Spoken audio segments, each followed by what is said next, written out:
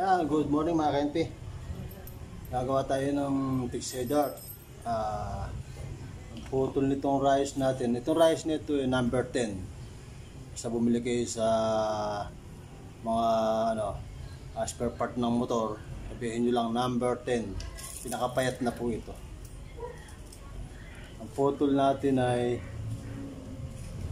4 3/4. Yan.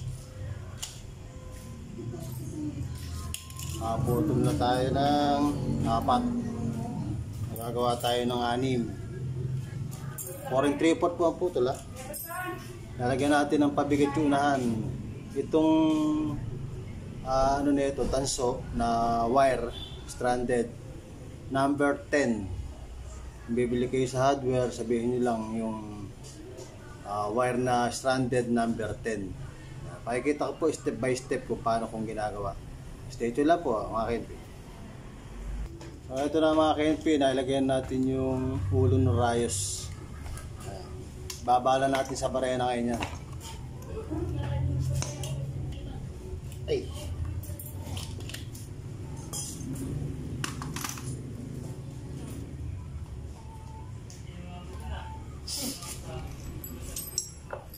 Babala natin sa barena.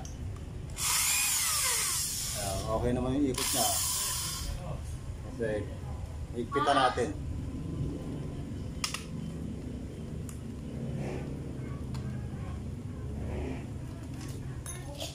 Handa rin natin yung mulihol natin. Ito yung mulihol niya. Yan. Ito. Yung mulihol. Kasalang natin dito. Yan. Isa ba? Yun.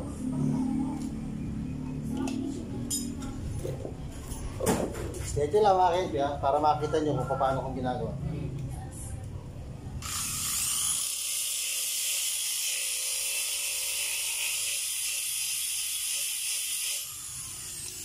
Lilipat lang natin yung video natin. Medyo nakatabing yung ating video. Ito natin na ito, palilitin.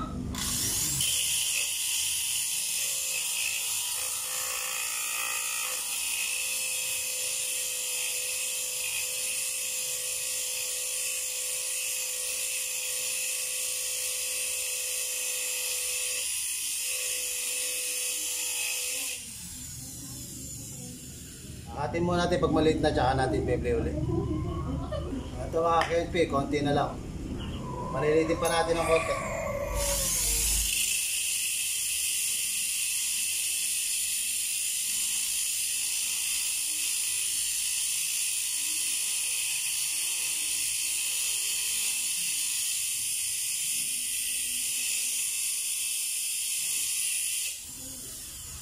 May panukot tayong barrel na pinagputulan para sakto.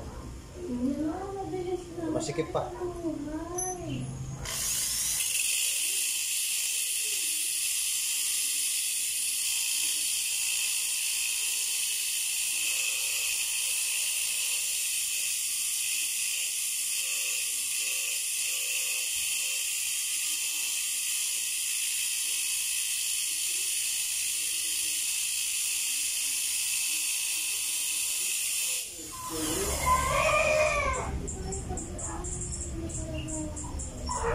Sa barrel natin, no?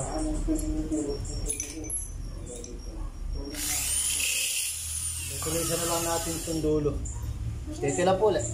Ito po yung sa mga para sa baguhan lang po, ano? Mga dati nang naninigsay, may ibang klaseng bala na rin ang nagagawa.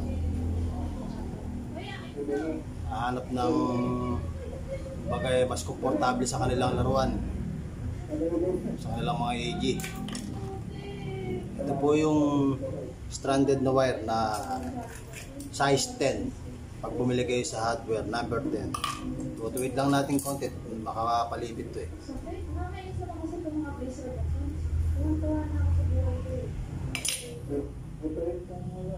Lagyan natin ng pabigat tong dulo. Ayan na po yung yari niya. Hindi ako masyado nagtutulis sa harap. Malambot lang naman ang katawan ng isda. Siguradong babaw at babaw niya. Ano lang po natin dito. Iikot lang natin ngayon. Bibilangin nyo kung ilan ang gusto nyo haba. Gusto nyo ganyan kahaba, gano'ng kaisi. Nasa sa inyo yun kung gano'ng kalakas yung erga nyo. Kayang ipukul yung mabigat na bala. Ikutin lang po natin ganito. 3, 4, 5, 6, 7, 8, 9, 10, 11, 2, 3,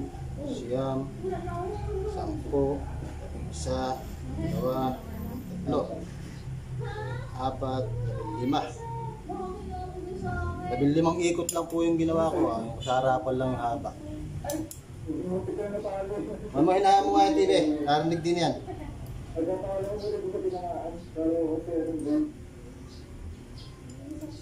Ipitin lang natin ng pliers para mag tabi-tabi sila.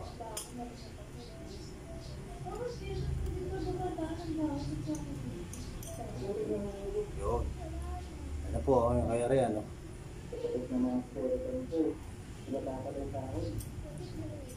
Yung higpitan pa natin ng konti para ngayon mga katiksay, nilalagyan ko ng shoe glue to para dumikit siya.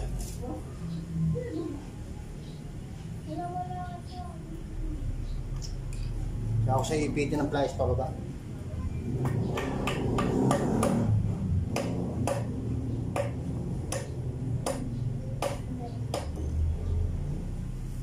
Wala siyang awang. Pare-parehas yung ano niya, hindi siya nakaawang pag naka-shoe glue. Pag medyo mataba pa yung ballpen, yung ulo ng rayos, bawasan lang natin ng konti. Babala uli natin sa grinder. Ayan. Wala lang po ito. Lalagyan natin dito ballpen. Ang ilalagay natin din yung pinaka-stopper. Kasi yung beads na nilalagay ko dati, ito yung beads na to, pag tumama sa matigas na bagay sa isda, lalo sa ulo ng dalag, napipilas lang to, natatanggal din, nabibiyak. Pero yung ballpen, sigurado hindi niya kayang tanggalin. Kahit mga media lang siguro, masarapang habang. Steady lang po at nalagpuputulin ko lang to. Ito mga ka-NPO, mga katiksay, lalagyan na natin ng ballpen. Lalagyan ulit natin ng shoe glue yan para kumapit.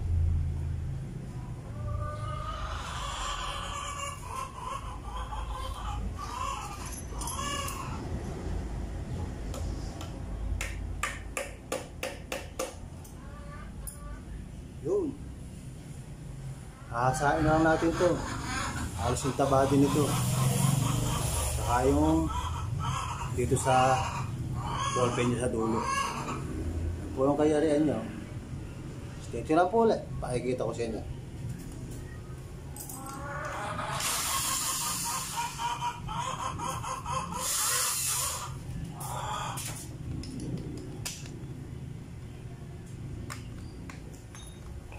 Basahin po natin ulit para makita nyo.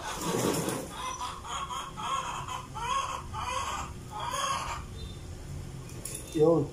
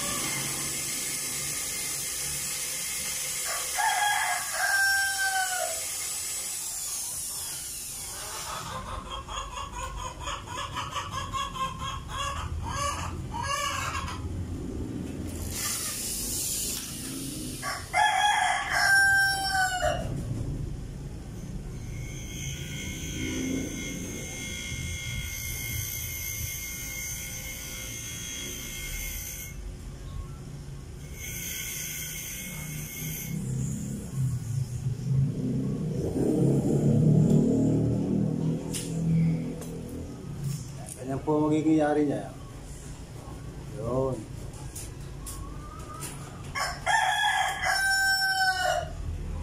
Bigat po ito, kaya naman ito sa mga lubog. Sakto na. Yung padadaan na lang natin ng liha.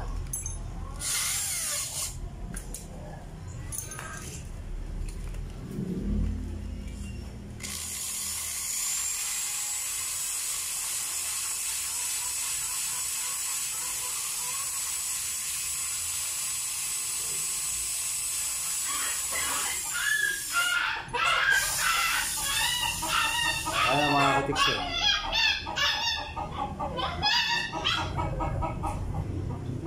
Yun. Puputol naman tayo ng ballpen. Ang haba ay 1.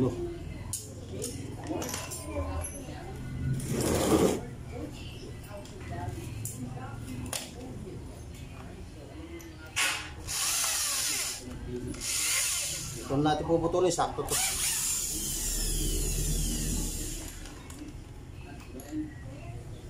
Tapatan nyo lang ng lagaring bakal.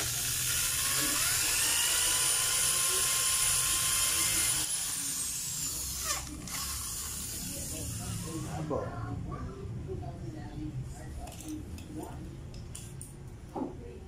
Sakto 1. Talikod pala. Sakto 1 putol. Stay lang po ulit. Siyempre, babawasan nyo po itong susuksukan ng ballpen. Lagyan ulit natin ng shoe glue.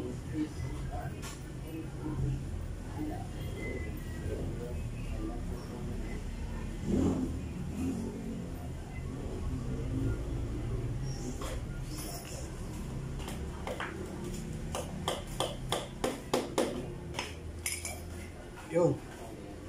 Ano po yung nangyari? Ihahasa lang natin po.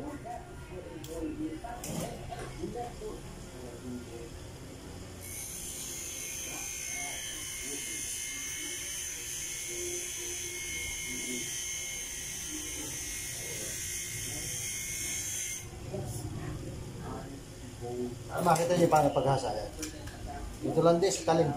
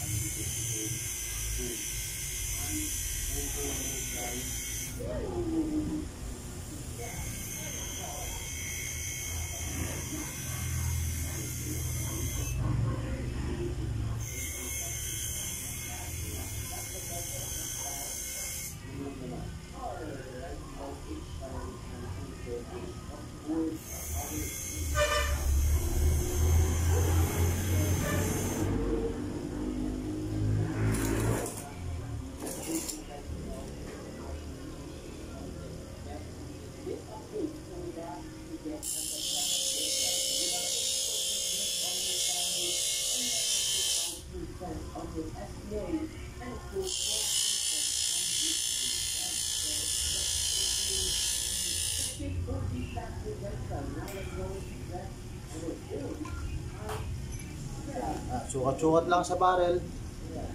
Medyo malaki pa yung puno. Bawas-bawas lang unti-unti.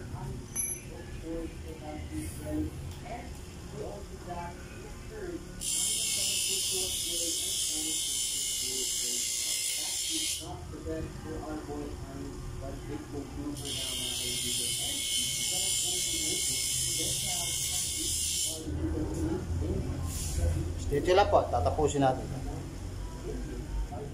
Ito na mga ka-NP, katiksay. Tapos na. Ayan yung ano niya, sakto na sa barrel.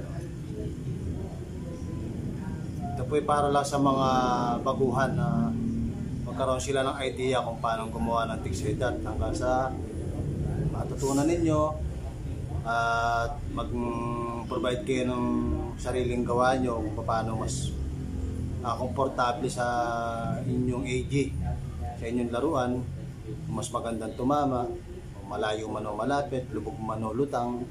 Ito po, para sa akin po ito.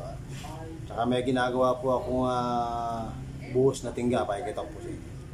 Ito po yung ginagawa kong buhos na tingga naman. Yan po yung yari. Ito naman po ay rayos ng bike. Ito din yung ulo ng rayos ng bike, pinakasuporta dito sa tingga kasi nga po malambot lang yung tingga. Pag tumama sa matigas to, malulukot lang to, masisira. Pero kung may patigas dito, yan, na yung ulo ng rayos, hindi siya masisira. Maganda rin po tumama ito kahit lubog o litaw. Yung ginawa ko naman na itong ano na ito, okay din to. Kaya lang ako nabibigatan ako kasi. Bibigatan ako dito. Kung malakas yung airgun mo, okay to. Ito, mabigat ang unahan, magaan ang puwitan, parang ano to, yung dart ng yung dart na ginagamit natin pang sport. Mabigat yung unahan, magaan yung puwitan. Ganyan-ganyan po yan. Mabilis din po ito sa tubig, kahit nalubog siya ulit daw. Kahit malaki maliit, sigurado madadali. Sana po yung aking ginawa na tutorial para po sa mga baguhan makatulong po sa inyo. Siyempre, kailangan natin gamit barena, kahit grinder lang, pwede na. Kahit barena lang. Saka meron kayong gagamiting kikil para mas mabilis. Barena, tapos anuhan nyo ng kikil yung ulo ng rayos. Yan. Okay na. At yung buhos pong ginagawa, kung bumutas ako dito, yan, 5.5 mm to, saktong-sakto sa barrel ng airgun. Pero binabawasan ko pa rin po itong tingga, kasi nga po yung braided kakaskas dito, kailangan medyo maluwag ng konti ito. Yan po yung aking mga gawang bala, hindi mga kagandahan, pero sinisiguro ko para sa akin, sa AG ko, komportable at magandang tumama. Sana po makatulong sa aking tutorial sa mga baguhan po. Pasensya na po kayo, ako'y sinisipot. Ito po nangyari natin, saglit lang po natin ginawa kasi kompleto po kasi ko ng gamit, kaya mabilis tayong trumabaho. Gumawa ng bala. Walang problema sa akin ng bala. Pagka gusto ko, gawa lang ako. Iisip ako ng ibang design o ibang yari kung saan komportable AG ko. Pero dito, mas komportable AG ko dito. Malakas talaga siyang humuli. Kahit malalim, malayo, magandang bumato. Try nyo rin po. Price lang ng bike. Ang haba po nitong ginano ko na tingga, 1 1/4. Conforme sa bigat na gusto nyo. Saka ito, may tingga din yung dulo nitong ballpen na yan. Sa talian ng balang braided. Yun lang po at maraming salamat po. At sana po supportahan nyo po yung aking YouTube channel, The Hunter MP po. At saka po yung mga kasama natin, Kapekto TV, Nelson Kiglat Malupit. Yan. Supportahan nyo po kami at sana po maabot namin ma-reach namin yung 1,000 subscriber para naman po ma-monetize na tayo ni YouTube. Sa ngayon po, nasa kalahati pa lang kami at kami po kasi simula lang. Sana bago po matapos yung taon nito, ma-reach po namin yung 1,000 subscriber. Ayan. Kami po humihingi ng suporta sa inyo, sa mga manonood, sa mga FW po natin kabayan. Ingat po tayo dyan. At di na po ako magsa-shoutout at mahaba po yung ating video. Hanggang dito na lang po. August 20, God bless you all. 2023, mabuhay po tayo lahat. Ang gusto natin, ingat po tayo lahat. Sanda ko man po tayo ng mundo. Bye po. Maraming salamat po sa inyong pagtangkilik at pagsuporta po ng aking YouTube channel. Mabuhay po tayo lahat.